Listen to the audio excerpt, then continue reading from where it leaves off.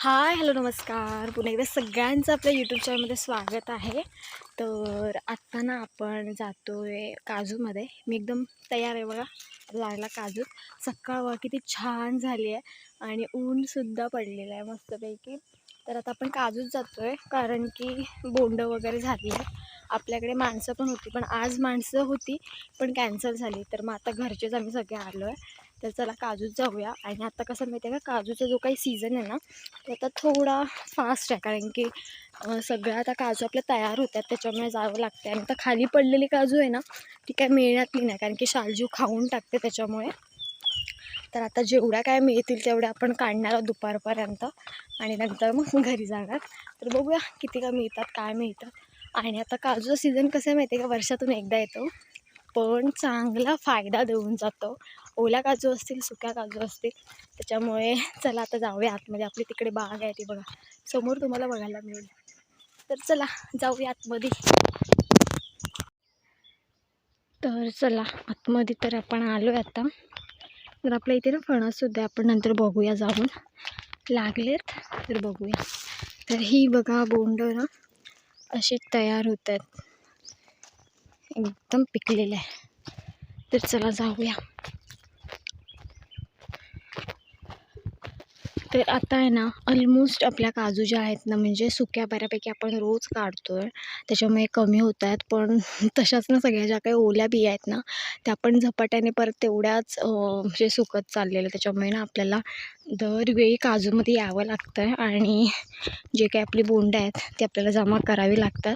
कारण की जशी आपली ओली बी महत्त्वाची आहे ना, तशी सुकी बीसुद्धा आपल्याला तितकीच महत्त्वाची आहे.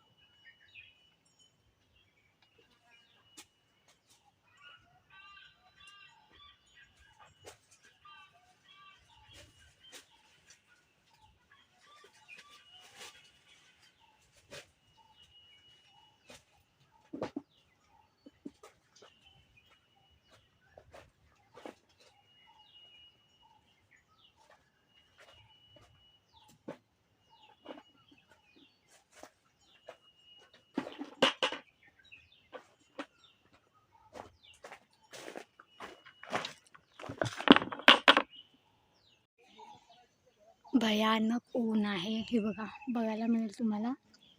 खूप म्हणजे खूप ऊन आहे आणि इकडे आता पोळ्या झाल्यात काढून आणि बघा इकडे पण बोंड आहेत तर आता आपल्याला काढायची आहेत. तर एवढं ऊन आहे ना की काही सांगता येत नाही, एवढं भयानक ऊन आहे आणि तेवढीच गरमी पण. तर आता आपल्याला ही जी बोंड आहेत ना तर त्या त्यांचे बोंडांच्या बिया काढायच्या, तर चला काढूया.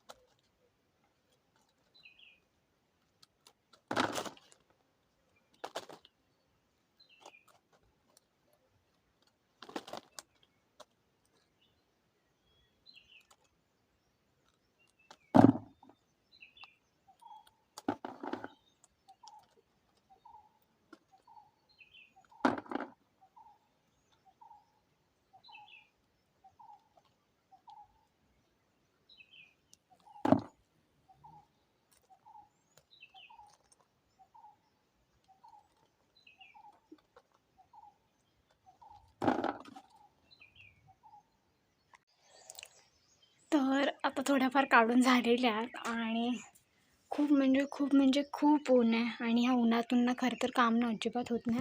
आणि ह्या बघा ह्या इकडे काजू आहेत, म्हणजे आपले डेली जातात मार्केटमध्ये, तर आपल्याला त्या पण काढाव्या लागतात, प्लस आपल्याला सुक्या बिया पण काढाव्या लागतात. आता ह्याच्यामध्ये ना सगळ्या मिक्स आहेत पण आपल्याला पण काढायच्या आहेत. तर त्यातल्या पण ज्या काही सुक्या आहेत त्या आपण साईडला काढू. तर भयानक बोंड झालेली आहेत कारण की एवढा ऊन आहे ना त्याच्यामुळे जी काही उष्णता आहे त्याच्यामुळे बोंडांची जी काही प्रक्रिया आहे ना ती खूप फास्ट होते. म्हणजे ज्या ओल्या बिया आहेत त्या सुक्या लगेच होत आहेत त्याच्यामुळे ना. आणि मेन म्हणजे माणसं मिळत नाहीत कारण की आता आमच्याकडे बऱ्यापैकी एका दोघांच्या काजू आहेत, त्याच्यामुळे माणसं सगळी तिकडे पण जातात इकडे पण येतात, त्याच्यामुळे 2-3 दिवस होते आपल्याकडे माणसं, पण आज नाही आहेत. तर बघूया आता जेवढे झाले तरी पण आम्ही किती जण आहे, आमच्या घरातले आम्ही 2, 3, 5 जण तरी आहोत. 5 जणांनी सगळे थोड्याफार काजू काढलेले आहेत. आता इकडे टाईम आहे पट्ट्यात, पण वरती काजू आपल्या आता सगळ्या आता बऱ्यापैकी उलगत आले आहेत, म्हणजे संपत आलेले आहेत बऱ्यापैकी. तर एवढ्या सगळ्या काजू ह्यावेळेस आपल्या खूप ज्या काही ओला काजू आहेत ना त्या आपल्या जास्तीत जास्त गेलेल्या आहेत. सुक्या काजू ह्यावेळेस फार कमी होतील. गेल्या वर्षी 800-900 हां 900 किलो वगैरे झाल्या होत्या. 900 किलो 1 टनाच्या ह्याच्यात गेल्याच होत्या कारण की आपण पहिला माल विकतो त्याच्यानंतर सेकंड दुसरा माल पण विकतोच. पण पहिला माल कसा तोपर्यंत चांगला रेट असतो, नंतर रेट थोडा कमी होतो त्याच्यामुळे. तर बघा म्हणजे काजूमध्ये पण खूप फायदा आहे आपल्याला. वर्षातून एकदाच आहे, त्याच्यामध्ये पण व्यवसाय खूप चांगला आहे. आणि जो काही नफा आहे ना म्हणजे म्हणजे पैसा कसा आहे माहिती आहे का, हातात खेळत राहतो. मेन म्हणजे जसं की आता तसं बघायला गेलं तर आपण जॉब वगैरे जे करणारे असतात त्यांना 1 महिना वगैरे त्याच्यानंतर सॅलरी मिळते. पण ह्याचं व्यवसायाचं तसं नसतं. व्यवसायाचं कसं असतं, आपल्या आर्थिक म्हणजे दिली वस्तू की आपल्यामध्ये हा आला पैसा असं आहे. तर ती पण एक वेगळीच मजा येते. म्हणजे नफा त्याच्यामध्ये खूप आहे, चांगला आहे. जसं तुम्ही जेवढं चांगल्या पद्धतीने पीक घ्याल किंवा जेवढ्या पद्धतीने तुम्ही जेवढी काळजी घ्याल, जेवढे कष्ट घ्याल, तेवढंच तुम्हाला चांगलं फळ मिळणार. आणि यंदा आमच्या खूप बऱ्यापैकी काजू गेलेले आहेत, ओला काजू पण. आणि आता सुक्या काजूंचे पण फोन वगैरे यायला लागले, जे काही मालक असतात ना, जे घेणारे असतात ना त्यांचं. तर बघूया ह्यावेळेस अजून तरी काय लगेच द्यायच्या नाही आहेत. अजून आपल्याला बऱ्यापैकी इकडे पट्ट्या इकडवरती वगैरे बऱ्याच काजू आहेत. तर जोपर्यंत सगळ्या काढून होत नाही तोपर्यंत आपण काही देणार नाही आहोत. तर मी सांगण्याचा फक्त एवढाच उद्देश आहे की तुम्हीसुद्धा काजूमधून चांगलं उत्पन्न घेऊ शकता वर्षाला. आणि आता ऑलमोस्ट ह्यावेळेस जूनच्या आधीच पण काजू संपतील, सांगू नाही शकत. पण जूनपर्यंत त्याच्या आधीच म्हणजे मेच्या एंडिंगपर्यंत काजू सगळ्या एकदम उलगतील. तर बघा ना किती ऊन पडलं आहे, खूप म्हणजे खूप ऊन पडलं आहे आणि ह्या उन्हातून काम नकोसं वाटतं. पण ठीक आहे, करावं तर लागणार कारण की आपलं आहे त्याच्यामुळे आपल्याला कष्ट तर करावेच लागणार. आणि आता ह्याच्यामधल्या ज्या काही सुक्या काजू आहेत त्यात आपण काढणार आहोत. सो तुम्हाला व्हिडिओ जर आवडला तर नाही लाईक करा, शेअर करा आणि चॅनलला सबस्क्राईब करायला अजिबात विसरू नका. तर चला तुम्हाला फणस पण दाखवते जाऊन. तर हे बघा फणस आपल्या इकडे लागलेले आहेत, यंदा खूप लागलेत. गेल्या वेळेस 3च होते, हा इथे 1 आहे, हा पण एक धरणार आहे. त्याच्यानंतर हे बघा इकडे 2 आहेत, प्लस इकडे आहेत, फुलातून पण बाहेर येत आहेत. आता फणस कसे ओळखायचे ना मी ते पण तुम्हाला सांगते. आता फणस जेव्हा येतात ना तेव्हा बुंद्यापासून एकतर लागतात, नाही तर मग वरती फांदीला येतात. ज्या काही फांदीमधून जे येतात ना त्यांचा हा देठ जाड हवा. देठ जाड असेल तर समजून जायचं की फणस धरणार. आणि मेन म्हणजे जेव्हा फुलातून बाहेर पडतं नाही बघा, हे कोरी जी बाहेर पडली ती ही पण धरणार आहे. हिचं देठ पण तुम्ही बघू शकता एकदम जाडसर आहे. आणि ज्याच्या वरचं जे आवरण आहे ना ते पण छोटे छोटे असे काटे आहेत. तर काट्यांचं असेल तर समजून जायचं की हे धरणार आहे. आणि जे एकदम प्लेन येतात ना तुम्हाला दाखवते मी दुसरं. आणि मेन म्हणजे हे जे काळे फणस वगैरे होऊन जातात ना हे मेल असतात.